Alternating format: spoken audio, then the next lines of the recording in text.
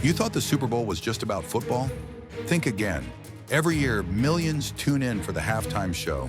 An explosive mix of lights, music, and mind control, hidden messages, occult rituals. Some say it's just entertainment. Others believe it's something much, much darker. From Beyoncé's power poses to The Weeknd's maze of madness, tonight we decode the eerie and unexplained symbols hiding in plain sight. This is Eerie Super Bowl halftime shows with hidden meanings. And once you see the signs, you can't unsee them. Like, comment, and subscribe before they cut the signal. When Madonna took the stage in 2012, it wasn't just a halftime show. It looked like a full-blown ritual. She wasn't just performing pop hits, she was being carried in like a Roman goddess, adorned with golden horns and ancient Babylonian attire, riding a chariot flanked by centurions. This wasn't pageantry, it was theater with a message. The entire show was drenched in Illuminati and occult symbolism. From the Eye of Horus light formations to the pyramid-shaped stage and Baphomet-style headwear, it was hard to ignore the undercurrent of esoteric references. The choreography wasn't just movement, it seemed ceremonial, invoking ancient archetypes of power and control. And then came the moment everyone remembers. Guest performer MIA flipped the middle finger to the camera, while mouthing something you'd never want your grandma hearing. Was it a rebellious outburst, or part of the chaos theory, a deliberate injection of defiance during a show filled with veiled messages? The show ended with the glowing words, "World Peace," but many believe the whole thing was a coded performance, Madonna acting as a high priestess in a symbolic power grab on one of the world's most watched stages.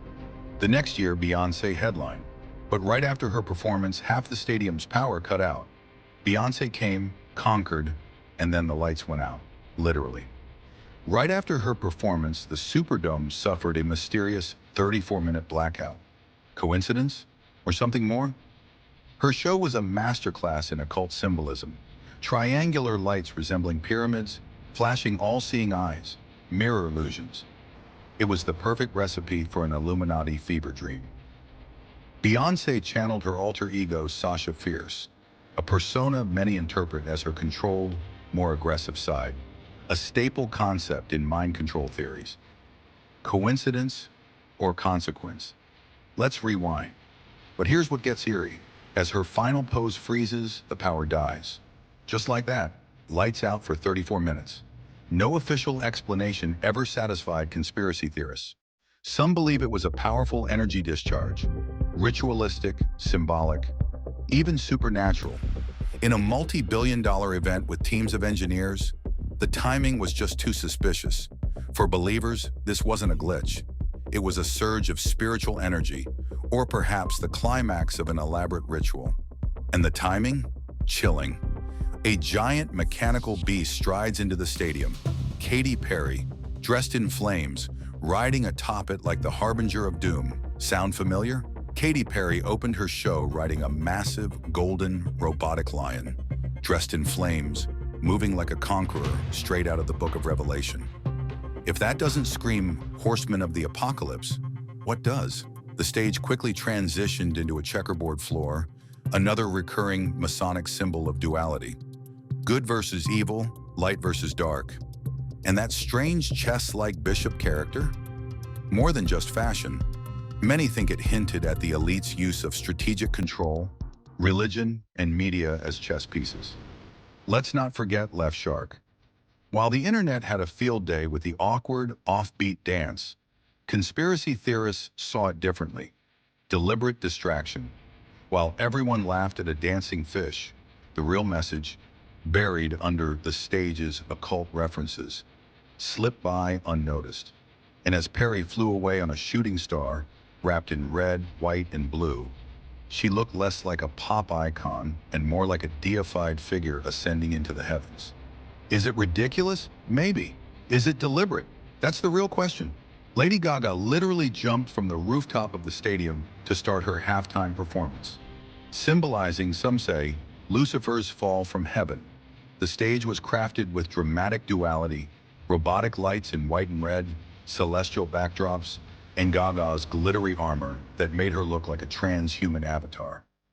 Her transitions between songs were erratic, sharp, and theatrical, mirroring a split identity or psychological fragmentation. Her performance of Born This Way was widely praised for its message of inclusion, but some interpret the anthem as a manifesto of rebellion against divine order, fitting the broader theme of resistance and identity transformation. Near the end, Gaga caught a glittery football and disappeared into a pit after a triumphant scream. An outro many believe symbolized a sacrificial offering, a classic ending in ritualistic performance lore.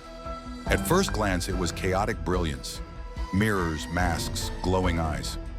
But slow it down and it starts to feel like a descent into madness. The Weeknd didn't just perform, he took us inside his head, or, as some believe, inside a psychological control program. From the moment he stepped into that golden mirror maze, surrounded by red-suited, bandaged clones, the symbolism was overwhelming. Mirrors often represent fractured identity. The bandages? A metaphor for Hollywood's obsession with plastic surgery, conformity, and the erasure of the self. Every movement was erratic. Every clone followed a pattern. It felt like a giant metaphor for being trapped, for being watched, for losing control. The lights flickered, the visuals were disorienting, and his expression rarely broke character, stuck in a trance. And when the camera pulled out to reveal him in a stadium full of robotic dancers, it wasn't celebration, it was subjugation. Was he warning us, or showing us what happens behind the scenes of fame? Two Latin icons, Shakira and Jennifer Lopez, lit up the field. But something felt deeply ceremonial. When Shakira and Jennifer Lopez hit the stage in 2020, the energy was raw, primal, electric. But underneath the Latin flavor, the spectacle was filled with deeply symbolic undertones. Shakira opened with belly dancing, wild animalistic gestures, and the now infamous tongue wag, which many link to the Hindu goddess Kali, a destroyer and rebirth symbol. Her fire-red outfit, serpentine hips, and wild expressions gave off more than just pop star energy. It felt ritualistic. Then came J-Lo, pole dancing on a cage-like structure, draped in the American flag with an eagle's wingspan. At one point, a young girl sang from inside a glowing cage, a haunting image many interpreted as a protest against child trafficking, while others saw it as a dark nod to the very exploitation it pretended to denounce. Both women, queens of their domain, carried out a performance that screamed empowerment, but the set design, colors, and symbols also echoed ancient goddess rites, modern captivity, and hidden narratives. A powerful message? Yes, but one that left many viewers unsure of whether they were watching a protest or a carefully staged ritual masquerading as resistance. In 2023, Rihanna returned after years of silence, and she returned like a goddess descending from the clouds. Suspended on a floating platform, dressed entirely in red while cradling her pregnant belly, she hovered like a celestial omen over the field. Suspended in red, high above the crowd, Rihanna floated like a blood moon. The color palette, crimson and white, life and death, sacrifice and purity. She began the show in a womb-like puffer, and many believe her pregnancy reveal wasn't just personal, it was cosmic. The red outfit wasn't just fashion, it screamed bloodline, power, sacrifice, and creation. Her dancers, clad in sterile white suits, resembled lab techs, clones, or even spiritual initiates in hazmat gear. She made deliberate gestures, placing her hands over her womb, forming triangles, and directing her gaze skyward, almost as if channeling divine energy. Every movement felt choreographed, not just for rhythm, but for ritual resonance. Surrounded by dancers in biohazard white suits, she orchestrated movements with outstretched arms, mimicking occult, summoning, and celestial positioning. Some noted the resemblance to Babylonian fertility goddesses. Even her pose at the end resembled the ancient symbol of Ishtar, goddess of sexuality and war. So, was Rihanna revealing a new life, or performing an ancient rite? Before the darkness took over, there was MJ. He stood still for over 90 seconds before moving, a hypnotic pause that felt spiritual. Michael Jackson didn't just perform, he commanded silence. For nearly 2 minutes, he stood motionless as the crowd roared. Time froze. Energy shifted. Then the music started. Children, earth visuals, choirs. It looked like a message of unity. But some say it was global entrancement.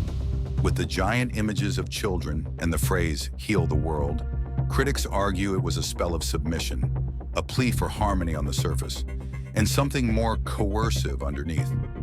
Jackson's performance was tightly choreographed, his every move deliberate, his stare into the camera unnervingly direct. Some believe this was MJ trying to break free from his handlers. Others think it was his moment to deliver a message from deep within the system he was trapped in. Either way, the energy was undeniable and eerie. Theories exploded after his death, and this performance is now seen by some as his most coded message of all. These Super Bowl halftime shows aren't just concerts. They're messages, symbols, ceremonies. Whether it's a wink to the elite, a subconscious awakening, or just clever staging, something is being said. And the question is, are you paying attention? Next time the lights dim and the music swells, look closely. The truth might be in plain sight. Until then, stay curious, stay skeptical, and stay safe. Like, subscribe, and ring the bell before the curtain closes again.